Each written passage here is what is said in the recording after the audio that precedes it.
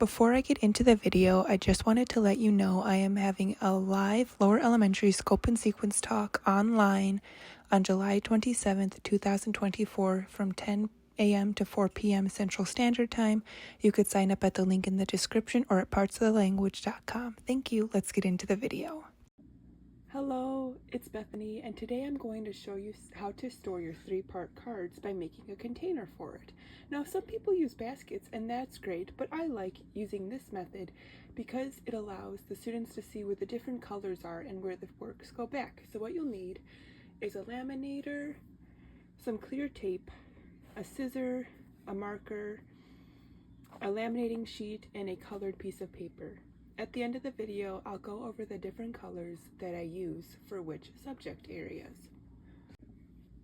So first, you're going to take the long side of your paper and fold it about halfway up between the sides that are left, about between this line. So about right there, you're going to fold it down, and then you're going to fold it over and make a crease. Let me show you that again. I'll undo it, long side up, about halfway through, and then fold it over so you have a square. Now, you're going to write what three-part card you're going to store in this. Let's just say this is going to be for B4 parts of the flower. Parts of the flower. Next, you're going to put it in your laminating sheet.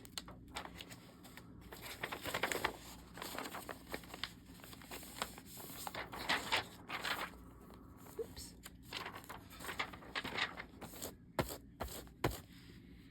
Time to go to the laminator.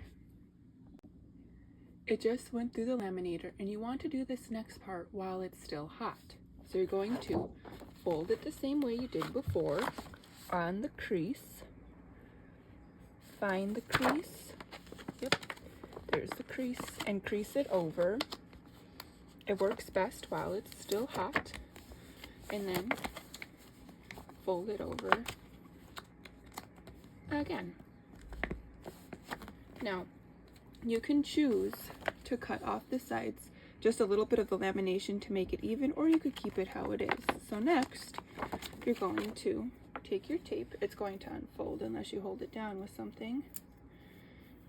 So you're going to take your tape, clear tape, and cut it with a scissor. And you're going to tape on the sides. Yep, this was too big of a piece, so I will cut it. Tape on the sides. Tape on the sides. And then do the same thing to the other side.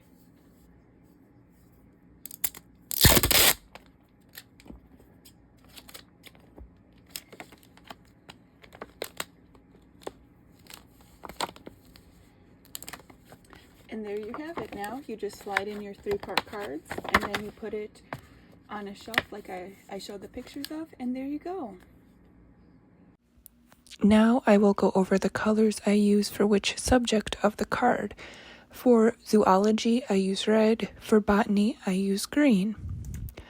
For geography, I use blue, and for history and like the galaxy and everything, I use black. The gray cards you see there all came from the same company, three-part cards, so I just put them all together with gray, but there's like the nitrogen cycle, you can see parts of the invertebrate. For geometry, the fundamental concepts, the 4 key elements, they are also called, are gold, and then all the lines are red, the triangles are blue. Then you have the shapes like the quadrilaterals, polygons it's curved figures, and polygons are gray. And then there's one in the back, which I believe is quadrilaterals, which is like green. And then the angles are yellow. And then, of course, parts of the circle is pink.